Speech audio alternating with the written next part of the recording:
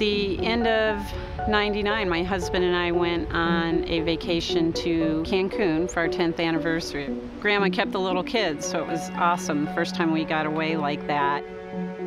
While we were there, I started having breathing problems. I called my primary care, and in the meantime, I called my OBGYN and said, hey, these lumps in my breasts are getting larger. They were alarmed and had me come in. It was like the next day.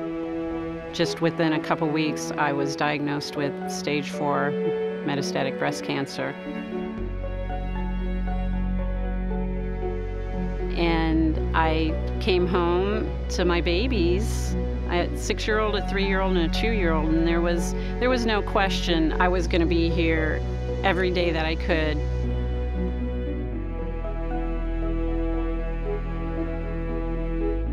She had a local regionally advanced breast cancer that had spread to lung cavity, or that she had pleural metastases. I told her this is basically non-curable disease.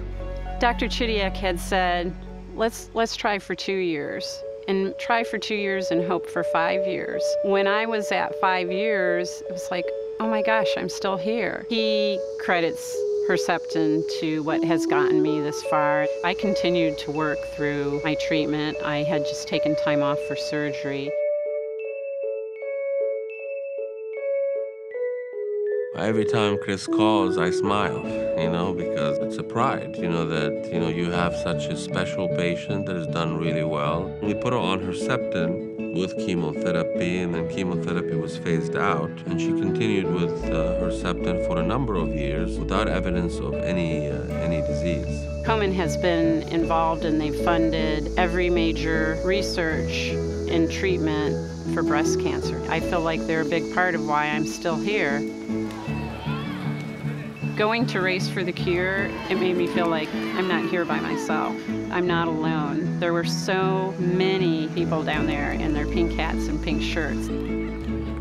I know now, because of Komen, that I'm not the only young person diagnosed with breast cancer. My family has always gone and supported me every year. I'm a team captain through work and work at getting participants to go and fundraising. I feel like I'm giving back for everything that Komen has done for me. My mom's one of the toughest people I know, strongest. She never gives up on anything. She works long hours and doesn't ever complain about anything, really, and it's amazing that she does that. She never stops, never gives up. My friends and family were awesome. Even my son had shaved his head when my hair fell out. My husband was awesome. He dealt with the kids totally. My husband started having some breathing problems. We found out that he had tonsil cancer.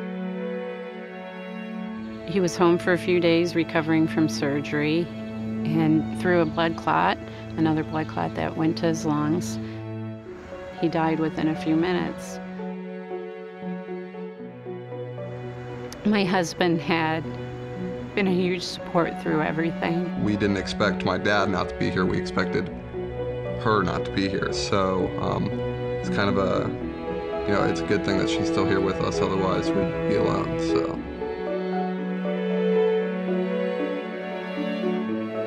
I'm here with my 3 kids. I have to be here as long as I can for them. It's even much more so important to keep the funding coming, to keep the research going, to find those treatments, and hopefully that one of those treatments will end up in a cure someday.